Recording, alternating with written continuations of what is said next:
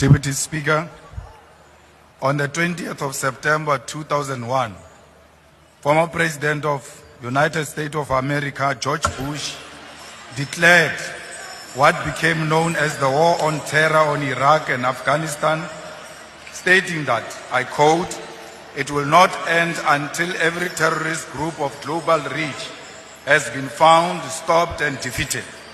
What followed was a massive disinformation campaign to justify the 2003 invasion of Iraq and Afghanistan under the pretext of locating and destroying weapons of mass destruction. Decades later, no such weapons were ever found. This invasion was about minerals and oil reserves, not weapons of mass destruction. Iraq and Afghanistan have never recovered. Cuba, Libya, Venezuela, and Chile are examples of nations that have suffered from U.S. interventions because of their socialist policies, justified by false intelligence to advance imperialism. Cuba has endured decades of sanctions for nationalization of strategic sectors of the economy, supporting African liberation and socialism, while Libya was destroyed because Gaddafi rejected U.S. dominance. We raise these historical facts because history must guide us in everything we do.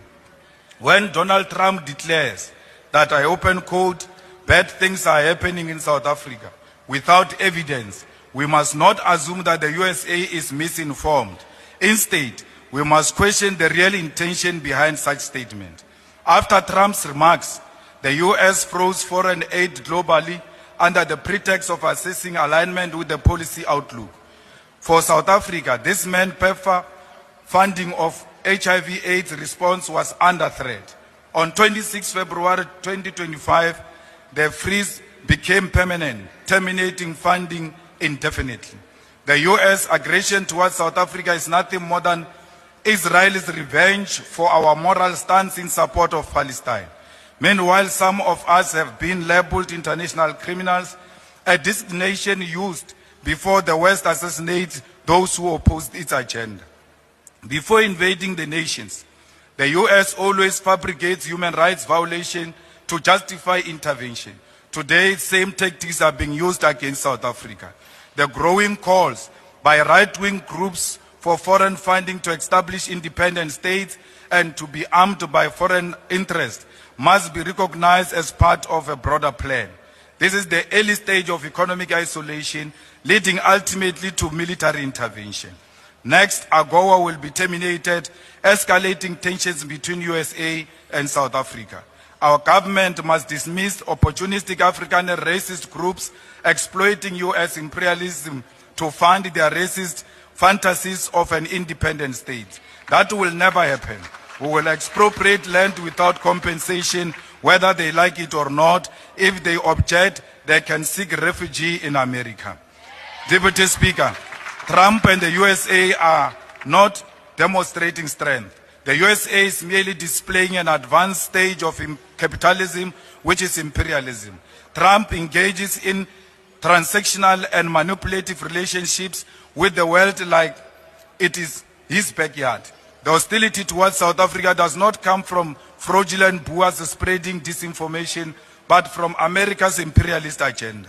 The USA, home of the world's most sophisticated intelligence agencies, agencies that fabricate evidence to justify the invasion of Afghanistan and Iraq, and orchestrated the assassination of Muammar Gaddafi, Patrice Lumumba, Martin Luther King Jr., and Malcolm X, cannot now claim to be victims of disinformation from a minor racist group based in Orania. The USA has openly embraced the golden age of imperialism, extending its power through threats and the prevention and termination of foreign aid. In response, our government foolishly seeks to explain our policies to a maniacal president, as if the USA were a victim of misinformation. The USA knows exactly what it's doing and why it is doing it.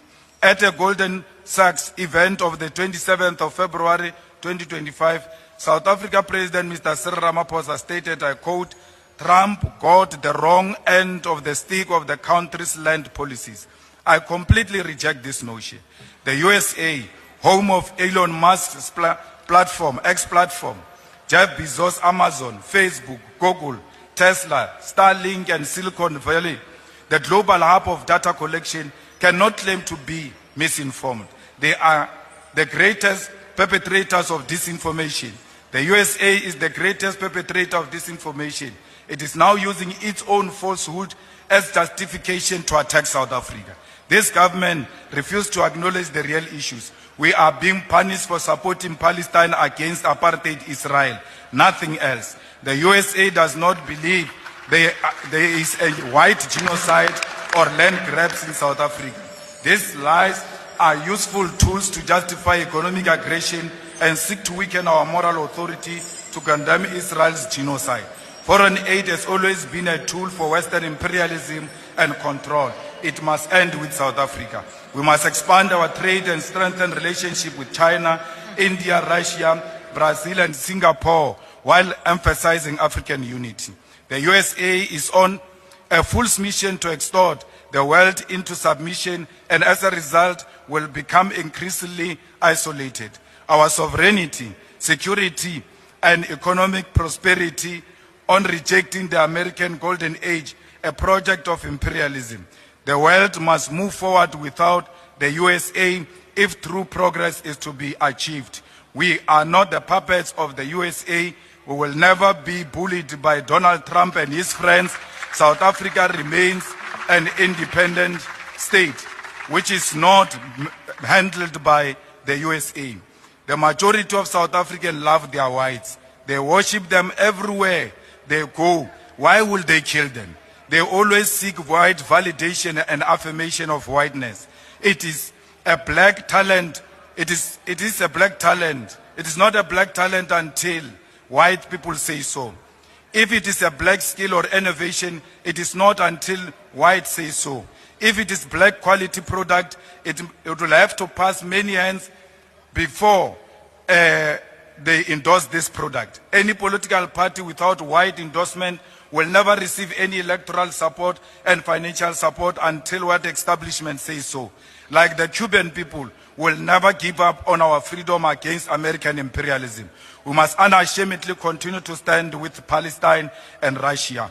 We are product of international solidarity. We are Palestinians and they are Africans. We will die shoulder by shoulder with Palestinian people. We will be buried next to their graves because no amount of American bullying and financial dictatorship will separate us. Not even death will succeed. From the river to the sea, Palestine shall be free. We are not product of land theft or genocide. We are not grabbing any land, but claiming what rightfully belongs to us. We are not engaged in what genocide.